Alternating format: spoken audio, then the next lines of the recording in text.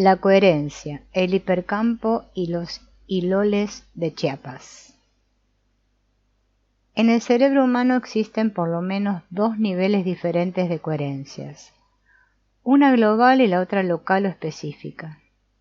La coherencia global es la coherencia básica del sistema cerebral, es decir, la que mantiene unido en el nivel basal todas las estructuras funcionales del sistema nervioso. Esta coherencia basal es la responsable de la integración yoica básica del individuo, impidiendo su desintegración o desmembramiento. Sobre este nivel basal de coherencia general, existe la coherencia específica o local. Diferentes regiones del sistema exploran estados de especificidad funcional y se manifiestan en ellos una deshomogeneización con respecto al resto. Las zonas locales siempre se mantienen embebidas y sostenidas por la coherencia basal, pero al mismo tiempo la trascienden. El resultado de la exploración de las zonas locales es a la larga la creación de un nuevo y más evolucionado nivel de coherencia basal, al que llegará el sistema cuando todo él acceda a penetrar en alguna avenida exitosa de exploración realizada por alguna zona local. Sin la existencia de zonas locales y de sus estados de deshomogenización, el sistema degeneraría en un estado estático de equilibrio inconmovible y estéril. Sin el estado basal de coherencia, el sistema perdería su cohesión yoica y se derrumbaría desmembrado y desarticulado. Por lo tanto, ambos, el nivel basal y los estados locales, son necesarios para la supervivencia y el desarrollo de los sistemas cerebrales humanos. El hipercampo. Ahora bien, al igual que como ocurre con un cerebro individual, acontece con un conjunto organizado de estos, es decir, con una comunidad, una sociedad, un país y el propio planeta en su totalidad. Si en el interior del cerebro la coherencia está dada sobre todo por la interacción axónica entre elementos neuronales y por la correlación de la actividad de grandes poblaciones de estos, en una sociedad cada cerebro interactúa con el resto a través de la irradiación de sus cambios neuronales. Cada campo neuronal del cerebro vivo interactúa con la organización energética del espacio y con otros campos neuronales. La interacción entre todos los campos neuronales y la estructura básica del espacio-tiempo forman un hipercampo que todo lo llena y todo lo penetra. El hipercampo también manifiesta por lo menos dos diferentes niveles de coherencia. Por un lado, una coherencia hipocámpica basal y por el otro, una coherencia hipocámpica local. La hipercoherencia basal determina lo que la psicología conoce como conciencia colectiva o conciencia global, la que se forma, por así decirlo, el yo de una comunidad o de una sociedad. Simultáneamente existen individuos que se ajustan a la hipercoherencia global o basal y forman islotes de deshomogenización. Estos islotes actúan en forma similar a las zonas locales de coherencia, las que en el cerebro individual ejecutan labores de exploración. En una sociedad, estos islotes son parte de grupos disidentes, de los espíritus revolucionarios, de las organizaciones con ideales particulares, de las minorías, etc. Si una comunidad pierde en coherencia basal y en ella únicamente subsisten las zonas locales, esta comunidad está destinada a desaparecer, desintegrándose por la falta de un espíritu comunitario. Si en cambio en una sociedad existe únicamente el consenso y la homogeneidad, termina por estancarse en un estado de inmovilidad aburrida y constante. Las zonas locales de deshomogenización sirven en una sociedad para que ésta se movilice en busca de un nuevo estado de equilibrio, idealmente más evolucionado y abarcante. Ambas, la hipercoherencia basal y local, son necesarias e interdependientes. Un individuo de una sociedad siempre es afectado por el hipercampo de la misma. Aunque esto es aplicable a todos y cada uno de los miembros de una sociedad, existen individuos que son más sensibles y capaces de detectar el hipercampo y por lo tanto de conocer y experimentar los designios y el camino de la conciencia colectiva. Estos seres privilegiados son aquellos que han incrementado sus niveles de neurosintergia. Precisamente en la categoría anterior se encuentran los verdaderos chamanes.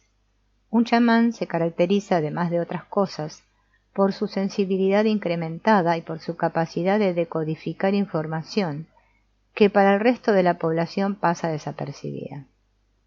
Por otro lado, es posible suponer que el hipercampo pueda ser modificado y que algunos individuos sean capaces de alterarlo más que otros. En realidad, en cualquier interacción con el hipercampo, siempre somos influidos por él, pero también lo modificamos. De acuerdo a nuestros resultados experimentales, a mayor coherencia interhemisférica, mayor es la capacidad de afectar a otros cerebros y posteriormente también al hipercampo. Ya veremos más adelante que el concepto de coherencia, aunque no con este nombre, es importante para los iloles, chamanes de Chiapas. Existen varios indicadores objetivos de la penetración en estados de interacción sensible con el hipercampo.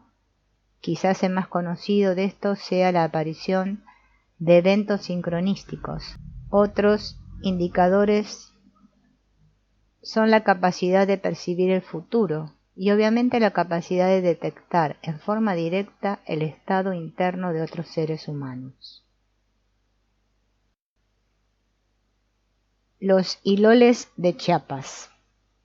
En los Altos de Chiapas existe toda una comunidad de chamanes que parecen poseer, en mayor o en menor grado, algunas de las capacidades anteriores. Son los llamados iloles, quienes se encuentran distribuidos en toda la zona. Los iloles son indígenas que han conservado las técnicas y la cosmovisión lograda por generaciones de chamanes. Cuando en un día de fiesta se penetra al templo principal de los chamulas, en San Juan Chamula, se observa a los iloles acompañando a las familias enteras o individuos particulares. Allí, en medio de velas encendidas, sahumerios, en las que el copal lanza su humo blanquecino, el ilol reza pidiendo por la salud de algún miembro de la familia y de vez en cuando toma en brazo del doliente y palpa sus pulsaciones colocando sus dedos sobre su muñeca. Después vuelve a sus rezos y cuando lo cree necesario frota el cuerpo del paciente con un huevo o con un pescado envuelto en papel periódico. Toma un trago de posh, aguardiente, y lo sopla sobre las flamas de las velas para al final de la ceremonia tomarse en compañía de la familia un vaso lleno de refresco. Cuando se me permitió penetrar al templo, observé docenas de figuras de santas vestidas con trajes regionales y ataviadas con collares de espejos. Según los iloles, son para que los devotos reciban el reflejo de la luz del santo. Los iloles pulsadores repiten su operación de sentir el pulso con intervalos variables. Algunas veces atienden en silencio a sus sensaciones al pulsar y en otras oran mientras sostienen la muñeca del paciente. Después me explicaron que hacían aquello para saber si sus ruegos habían tenido éxito. El pulsar les servía para diagnosticar el estado del paciente. El posh que vertían soplando sobre las flamas de las velas era para alimentar a los espíritus que molestaban a los enfermos. Había velas de varios colores alternados y velas de un solo color. Las velas blancas eran para ofrendar a Dios y las de colores para satisfacer al pukuj, demonio. San Juan Chamula celebraba a Santa Rosalía cuando lo visité. Cientos de velas flameaban en el interior del recinto, cuyo piso estaba tapizado de hojas y ramas diminutas de pino. Los iloles plantaban sus velas en el suelo, después de derretir sus bases con una llama de veladora. Colocaban las velas en hileras perfectas y al final formaban cuadrados de luz danzante. El humo del copal, la luz de las velas y el olor del piso de pino impregnaban el ambiente de un sabor excitante y misterioso. Los cantos y rezos de los hiloles, los pulsadores y las familias rodeadas de flamas y de figuras llenas de espejos, despertaron en mí una curiosidad por entender qué es lo que ocurría allí. Un hilol llamó mi atención. Estaba arrodillado junto a su paciente, al que pulsaba, rodeado de flamas mientras hablaba en dirección al altar principal. Durante varias horas continuó un monólogo cuya sinceridad era palpable, aunque no se entendieran sus palabras. Don Antonio de Chenal-ho. Conocí a don Antonio al día siguiente, de presencia fuerte y limpia, vestido con un típico mandil blanco y un cinturón de piel oscuro ceñido a su cintura. Me impresionó por su pulcritud y fortaleza. Don Antonio es uno de los hiloles más respetados en los Altos de Chiapas. Vive en Chenal-ho y la comunidad acude a pedirle consejo, ayuda y curación. Don Antonio me confesó saber que yo iba a llegar para visitarlo, por lo que lo había soñado. Dijo que esa capacidad predictiva durante el sueño le permitía saber las enfermedades a las que se enfrentaría una región o una comunidad específica. Cuando recibía un mensaje de enfermedad futura, le comunicaba el mismo a las autoridades religiosas, a otros hiloles y a mensajeros, quienes juntos oraban en una montaña para tratar de desviar la enfermedad o tomaban medidas preparando hierbas medicinales específicas para atacarla. Por ello, la actividad de don Antonio no es únicamente curativa, sino también preventiva. El hilol es enemigo del Akchamel, brujo, quien enferma a las personas. El hilol recibe su iniciación durante el sueño y después debe demostrar ante la comunidad sus dotes curativas. Don Antonio dice que al pulsar la sangre ésta le habla y le comunica la razón de la enfermedad del paciente. La sangre habla diciendo si la enfermedad es del cuerpo o del alma, si es natural o provocada por un Akchamel. También dice la forma de curarla.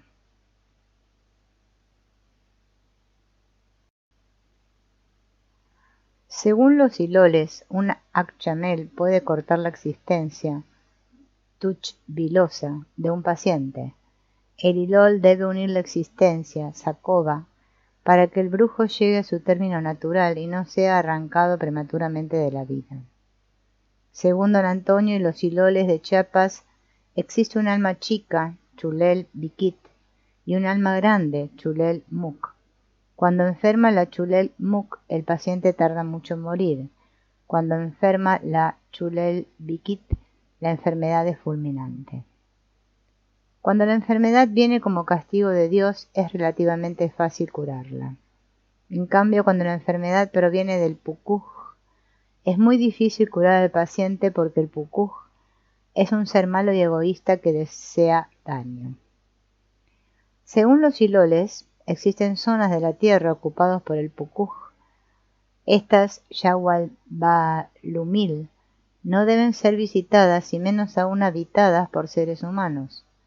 Si un ser humano vive en un lugar, Yawalbalumil, enferma y puede morir.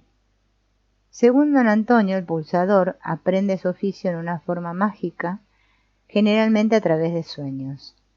Uno de los más interesantes elementos diagnósticos asociados con la detección del pulso es la comparación bilateral. Don Antonio afirma que quien tenga el pulso de la mano derecha igual al de la izquierda es un sujeto sano y además poseedor de una sola alma inmersa en Dios. En cambio, quien manifiesta pulsos bilaterales desiguales no está sano y puede ser poseedor de más de un alma. Las personas que poseen 13 almas son malas sin remedio, aunque fuertes y difícilmente vencibles. La persona con una sola alma es vulnerable, pues quien se apropie de ella lo dejará sin posibilidades de supervivencia. Por ello, Quien tenga el pulso bilateral igual y tenga una sola alma debe tener mucho cuidado. Obviamente el concepto de pulso bilateral igual es muy parecido al concepto de alta coherencia interhemisférica. Yo me atrevería a sugerir que ambos conceptos hablan acerca de la misma realidad. El ser cuya coherencia interhemisférica es elevada, quien tiene el pulso derecho e izquierdo similares, es un ser unificado y por ello posee una sola alma. En cambio, quien vive en un estado de baja coherencia interhemisférica es un individuo disperso y no unificado, por lo tanto tiene más de un alma. En términos sintérgicos, lo anterior implica que las coherencias locales son las que existen a expensas de una coherencia basal ausente, lo que conlleva la existencia de un sistema falto de cohesión y unidad. El hecho de que don Antonio sea capaz de sentir la presencia de enfermedades colectivas y aún de pronosticar su ocurrencia, indica que este ILOL se encuentra en un estado de alta neurosintergia y en posibilidad de detectar o sentir directamente el estado del hipercampo. Existe una institución ilólica llamada Seoponehwitz o rezadores de los cerros, presumiblemente Locoponehwitz, además de ser capaces de detectar el hipercampo, poseen el poder de modificar sus características. Don Antonio se considera a sí mismo un sujeto con una sola alma y en un estado de alta similitud bilateral. En términos fisiológicos, don Antonio se identifica a sí mismo como alguien en un estado de elevada coherencia interhemisférica, unidad y neurosintergia. Desde este punto de vista es comprensible que posea una alta sensibilidad hipocámpica, que sea capaz de realizar predicciones y que pueda modificar el estado del hipercampo. Por otro lado, la iniciación chamánica durante el sueño y la enseñanza onírica es un fenómeno bastante común en el chamanismo mexicano. Grandes chamanes tales como don Pachito, don Lucio y el mismo don Antonio lo reportan como experiencia propia verdadera. Los recientes hallazgos de una elevada coherencia interhemisférica durante el sueño están de acuerdo con la de los estados de elevada sintergia durante ese estado.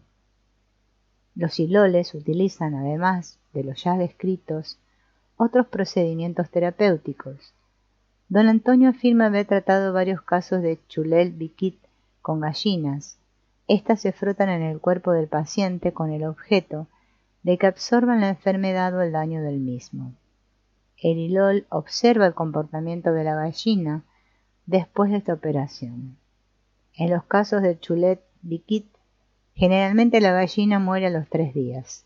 Si esto sucede, el ilol sabe que la enfermedad será curada porque se ha transferido íntegra al cuerpo de la gallina. Este procedimiento también se utiliza por otros chamanes de México, tales como don Lucio. Otro de los procedimientos ilólicos comunes con los de otros chamanes mexicanos es la limpia de huevos. Esta la realiza el ilol, aunque sin usar el procedimiento diagnóstico de vista utilizado por otros chamanes. Según don Antonio, el pulso del brazo derecho puede llegar a mentir y por lo tanto no es muy confiable. En cambio, el pulso del brazo izquierdo nunca miente porque está más cerca del corazón. En otras palabras, el ilol considera como más importantes los aspectos relacionados con el corazón, como son las emociones, los sentimientos y el amor. El Chulel-Biquit ocurre cuando existe una intromisión de un alma ajena y es labor del ilol alejarla para que el paciente vuelva a entrar en contacto y solo posea la suya propia. Don Antonio afirma que los iloles de la antigüedad eran capaces de curar a distancia utilizando únicamente su poder mental. Actualmente, según este ilol, la fuerza es menor y solo se puede realizar curas a distancia cuando se posee alguna prenda del enfermo. Por último, según don Antonio, 2 almas se pueden unificar en un mismo sujeto a través de la observación. Esta última sirve para unir, pero no es suficiente como procedimiento terapéutico. A la observación se le debe añadir el rezo. Ambas son suficientes para unificar y curar. Aquí se antoja pensar que Lilol considera que los procedimientos privados e individuales de la observación no son completos porque descuidan la existencia de algo externo y mucho más poderoso. Este algo, según don Antonio, es el que alimenta el espíritu y es Dios. Dios y el acto de observar unifican y reconfortan. Transcripción de una entrevista a don Antonio de Chenalhó. Don Antonio permitió que se grabara una entrevista que tuve la oportunidad de hacerle en Chenalhó. La entrevista se realizó en el portal de la casa de don Antonio, un día soleado de septiembre de 1986.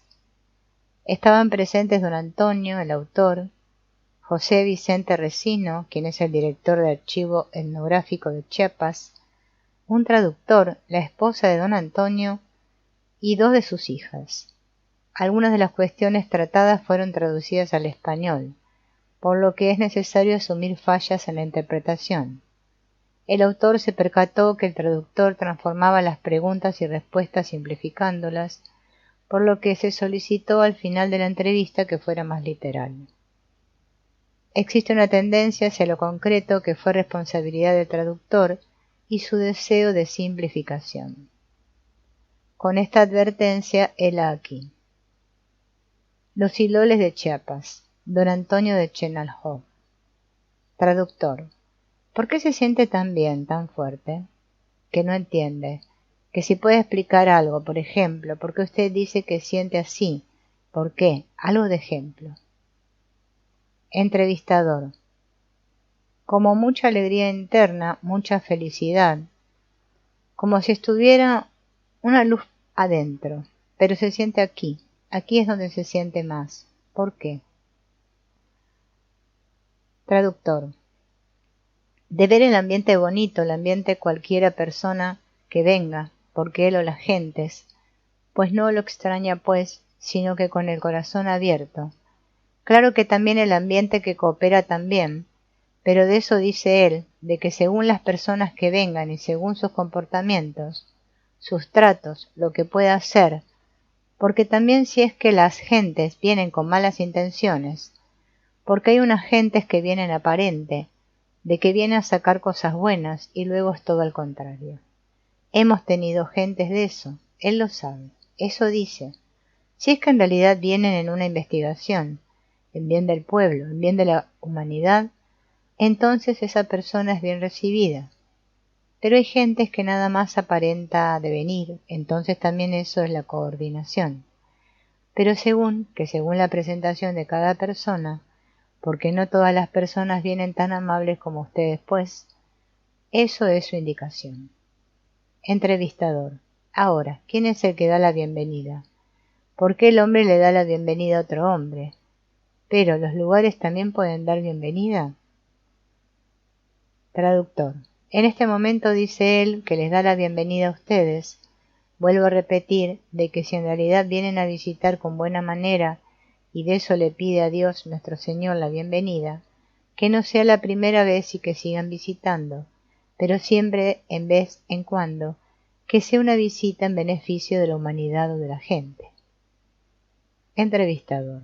Cuando pulsa y hace un diagnóstico, ¿cómo es que sabe lo que como le habla a la sangre, pues? ¿Qué es lo que le habla? ¿Es un mediador la sangre? ¿Cómo es eso? Traductor. No le entiendo de eso, ya estamos entrando en una consulta, ¿no? Para poder diagnosticar yo tenía que hacer un montón de preguntas. Yo soy medido. Vamos a entrar en una consulta. Le preguntamos cómo puede una consulta para poder diagnosticar esa enfermedad, porque el diagnóstico, lo que él va a dar, pues es el pulso. Él no va a utilizar ningún aparato, estetoscopio, entonces vamos a entrar en eso. Pregunta en el dialecto y contestación. Traductor. En un paciente que le puede llegar, por eso le tiene que pulsar en el pulso, dice que habla, como si hablara, pero en voz alta, sino que de allí en medio de la pulsación, lo siente si tiene temperatura, lo siente si es brujería, lo siente si es enfermedad del alma, y lo siente si es simplemente envidia, pero en la sangre lo siente la pulsación y de esa pulsación como que si llegara del corazón de él. Entrevistador: ¿como si fuera su propio corazón? Ah, sí. Y dice que no son imaginaciones ni pensamientos, sino que lo que tiene que diagnosticar, que eso Dios le ha dado poder, él, para poder clasificar la clase de enfermedad por medio del pulso.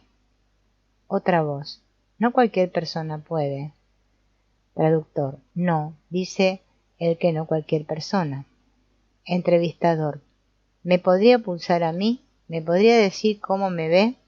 Para tener la experiencia, para entender yo. Traductor: dice que sí. Entrevistador: ¿me acerco?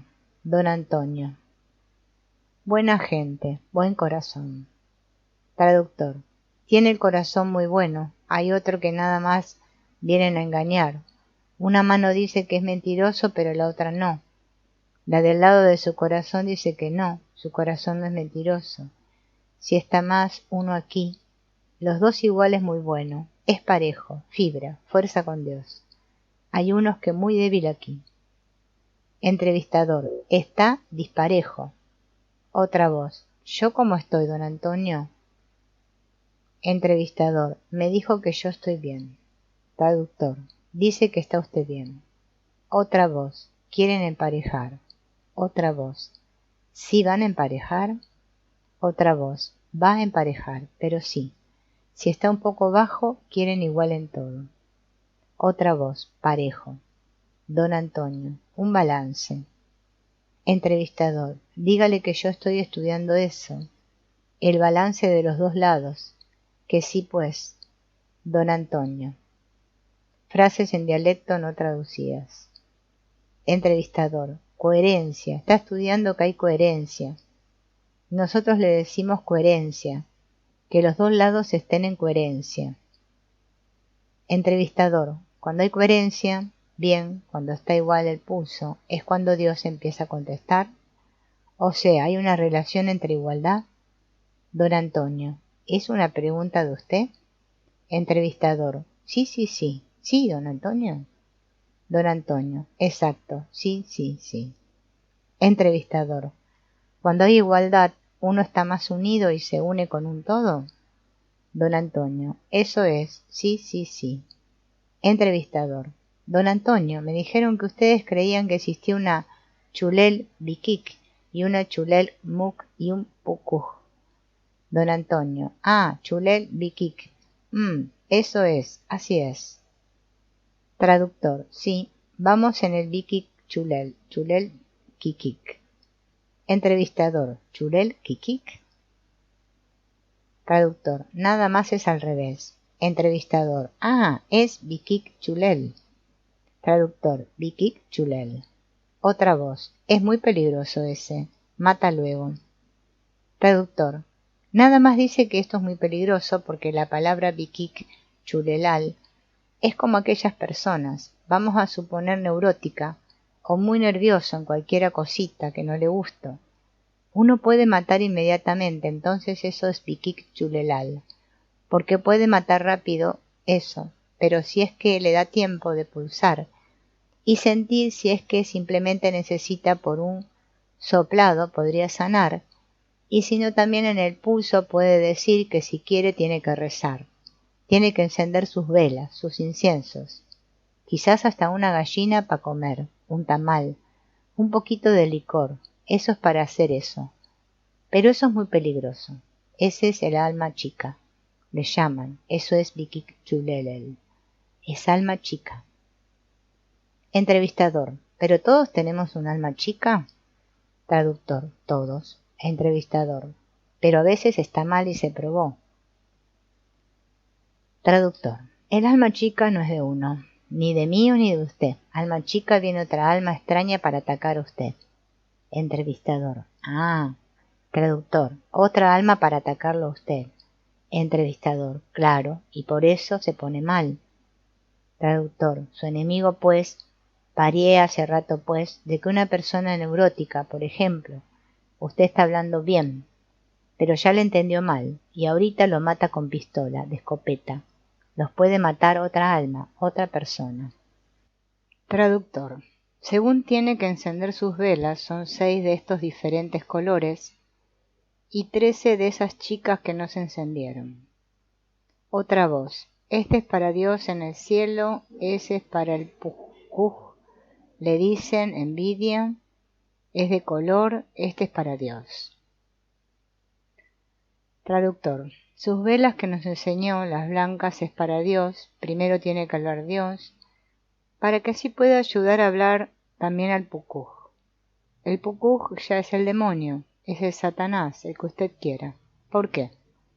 Porque él es el que causa mal sin la voluntad de Dios, y por eso antes tiene que hablar a Dios para poder pasar a hablar con el demonio. Vamos a poner así, el Pukuj es el demonio, esas velas es lo que nos enseñó, la roja y de colores para poder hablar que deje de amolar a su enemigo, por ejemplo, que lo está atacando y se le puede decir detente, vente. Si es amigo muy picardón, pues no chingues, o sea, tomar una cerveza para que nos pongamos de acuerdo, ¿no? Y eso es lo que está haciendo con el demonio para que así deje de amolar al alma o a la otra persona, para que deje de vivir pues. Traductor. El ejemplo es como un licenciado, el médico tradicional.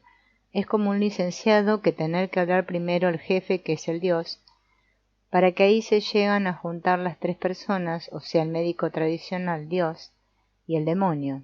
Eso es los 3. Así como estamos nosotros aquí. Entonces primero tiene que hablar a Dios, después del Dios pedirle al Dios de que nos ayude para convencer a estas personas. Vamos a suponer que nosotros somos demonios que lo queremos llevarlo, matarlo, que se muera. Después de las velas tiene que ofrecer algo de una ofrenda para el demonio. Vamos a suponer una gallina. Un gallo se lo entregan al demonio. En lugar de llevar el alma de la persona, que se lo lleve el alma de la gallina, para que así se vaya convencido el demonio, o no sé, el mal, el que está causando el mal, se le da su vela y su gallina. El alma de la gallina para que quede contento y ya deje de amolar. Traductor. Después del rezo que ya hizo, ya ofreció la vela también, ofreció la gallina con su incienso, con su altar, puede poner algunas ramas, algunas flores, a donde está pidiendo el bien para el enfermo, pero después que termine agarra la gallina y en vez del alma de la persona enferma lo va a ofrecer a la gallina o gallo, lo que sea, y lo va a agarrar. Lo va a hablar limpiando la gallina en su cuerpo, diciéndole si tiene calentura o tiene frío, le pide que salga de ese cuerpo la enfermedad y que lo lleve esa enfermedad de esa gallina o gallo. Pasa para limpiar la enfermedad, pasa por la espalda y se pierde, y dice si es que en realidad se va a sanar esa persona al rato, está muerta la gallina y no lo comen. Entrevistador. La llama de la vela, el Pukuj, ¿también la toma? ¿Es regalo para el Pukuj la llama, la flama de la vela? ¿También se ofrece? Traductor. Esto es como si se hiciera una investigación con un juez o con un licenciado. Hay choques en 2 personas. Por ejemplo, se están matando. ¿Qué sé yo? Entonces, para que se acabe ese problema, se tiene que llamar a esas 2 personas. El juez o la autoridad tiene que convencerlos para que no haya ese problema. Para acabar ese problema o el rencor de las personas, tiene que recibir su regalo los 2, para que así se vayan contentas, dejen de amolar. Ya hablo de las velas blancas es para Dios, la vela amarilla y a colores es para el mal espíritu, para que se vaya contento y no solo va a recibir las velas él, también la gallina se entrega para que quede contento y se acabe el problema. Entrevistador. ¿Y el Muk Chulela? Traductor. Ahora entramos como en forma política. Hay gentes así a lo despierto y parece que tan buena gente lleva te ofrece un refresco. Pero eso lo está engañando. Aparenta que sí está invitando, pero no hay problema así en lo despierto. Pero en el sueño está el problema. Porque ahorita estamos despiertos, estamos conscientes de lo que estamos haciendo. Nuestro espíritu, nuestra alma, está dentro de uno, pero el problema ya después, cuando está uno durmiendo. Traductor. ¿Ustedes lo creen el sueño? ¿Lo creen ustedes o no creen? Es una pregunta que hace él, ¿no? Entrevistador. Yo siento que hay dos tipos, que hay un tipo que es interno, o sea, un tipo de sueño que viene de adentro, igual que como la imaginación, pero también hay interacciones, o sea que hay dos, no nada más hay un tipo de sueño. Si no hay, yo creo que hay dos, uno interno y otro externo, o mezclado. Traductor. Dice él que ya lo sabía, que iba a tener su visita y que ya lo había visto, pero en su sueño. Hablo del doctor Horacio, que en su sueño hace 2 días, antes que viniera San Cristóbal, le dijeron: ponte abusado porque va a tener visita, trabájale y vas a tener visita, y se dio cuenta de ustedes en su sueño, pues en su sueño, en su alma o en su espíritu, ya se dio cuenta de que sí iban a llegar ustedes.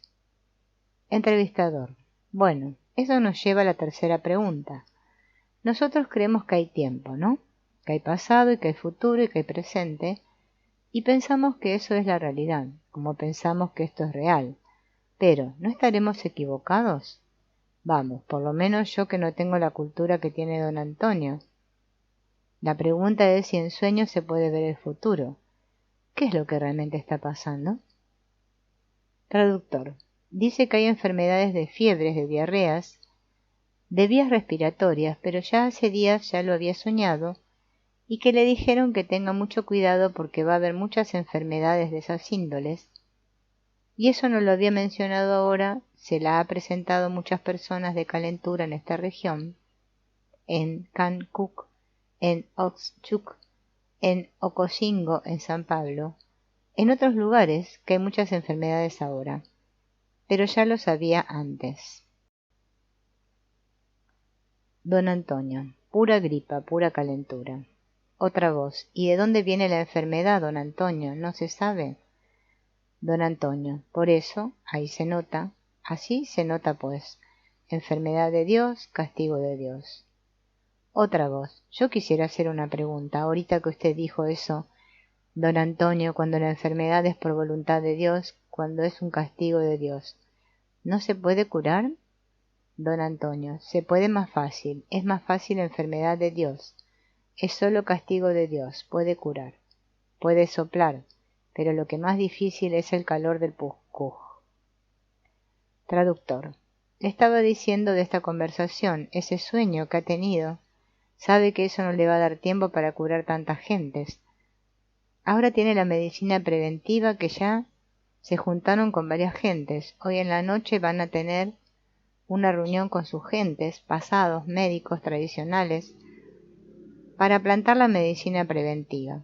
La medicina preventiva se hace en ofrendas de velas, inciensos, ramos, un poquito de refrescos, quizás algunas bebidas alcohólicas, pero no mucho, para pedirle a Dios nuestro Señor que ya no haya tanta enfermedad. Al mismo momento de hablar a Dios también al demonio que se pongan de acuerdo y que no chingue. Una voz. ¿Y cuándo van a hacer eso? ¿Me invita don Antonio?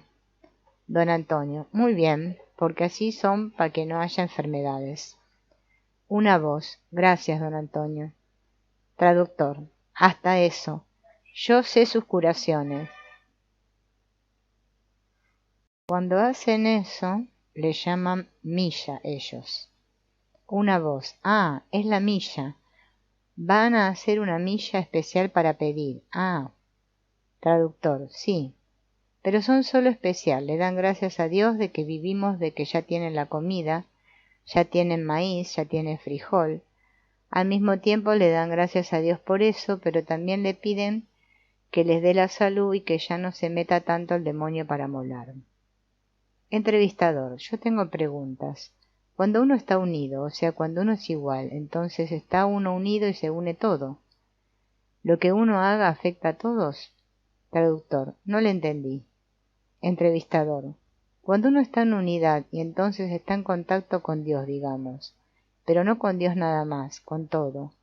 Lo que uno hace cambia el resto, o sea, ¿qué influencia don Antonio se cree que una persona pueda tener sobre el resto, sobre otras personas? Por ejemplo, ¿puede él modificar el pensamiento? ¿Puede él modificar lo que sucede en el pueblo con su mente? ¿Qué tanta relación tiene él como persona individual con el resto? Por ejemplo, vamos a suponer que en el pueblo había problemas, hay envidias. ¿Qué tanto don Antonio puede modificar eso? ¿Él mismo sin la ayuda de nadie aquí sentado sin salir? Traductor, mentalmente que sí puede ayudar o atacar. Entrevistador, no atacar. ¿Qué tanto puede resolver un problema? Traductor, sí, ya más o menos entendí. Entrevistador, pero directamente en silencio, digamos. Traductor, le preguntamos, nada más se me vino una historia. Posiblemente me decía mi padre que existieron personajes antes que se llamaban Totil Medil, o sea el padre, el pastor, pero tenían poderes, muy bonito, sin que se moviera como usted dice y viene una persona. En esa época se usaba nada más la comunicación. Llegar el padre o la madre de ese enfermo, llevar unas tortillas, un pozolito, uno o dos gorditas, que es lo que se utiliza en esta región, y llegan a hablar al viejito y eso le decía el papa. Padre, viene a hablarle, está muy mal mi hijo, que tiene esto, que tiene lo otro, que aquí tienes tu regalito, ya lo vi, qué es lo que tiene tu hijo, pero no te preocupes, cuando llegue ya estará mejor. Entonces ahí se curaba, no llegaba el viejito en la casa del enfermo, sino que de allí mentalmente se lo curaba, a lo lejos, y hasta eso invisible. ¿Por qué? ¿Quién lo va a llevar? Nadie. ¿Esta era su pregunta de usted? Entrevistador. Y en general también, ¿no? Por ejemplo, ¿qué tanto don Antonio puede cambiar el destino de México, por ejemplo? ¿Me entiende? O sea, ¿qué tanto una persona con poder puede modificar a una nación o al planeta, en fin? ¿Cómo él se siente eso? Traductor. Es que según el tiempo, lo que va pasando anteriormente, dije, eso sí existió. Pero actualmente ya no puede, dice, hacer eso, de curar mentalmente o arreglar nada más mentalmente a lo lejos. No lo puede, pero sí, dice, que sí puede curar a una persona que venga de San Cristóbal o de México, donde quiera, pero trayendo la ropa de la persona enferma y preguntándole el nombre de la persona para poder curar. Pero de eso nada más mentalmente, de solo piensa que lo va a curar a lo lejos, ya no puede. Una voz, ya no existe gente, no conoce a nadie. Traductor, ya no existe, ya no. Entrevistador, pues yo tengo muchas preguntas más, pero no sé si don Antonio quiera. Por ejemplo, hay una cosa que se llama Sakorá, que es la unión de la existencia, ¿no? Que fue cortada. Yo quiero saber cómo es eso, ¿no? O sea, a mí me dijeron que había dos axameles que hacen la tush chilhora. Ah, risas. Y que el ilol lo que hace es Sakorá. Entrevistador. Él piensa que el alma está unida a Dios o es diferente de Dios y si existe en nosotros una sola alma. Él mencionó antes, me dijo que yo tenía un alma, pero que hay otras gentes que tienen muchas almas. ¿Cómo es eso? ¿Y cómo está unida o qué relación tiene con Dios? Traductor. Dice que las almas buenas como usted tienen nada más una.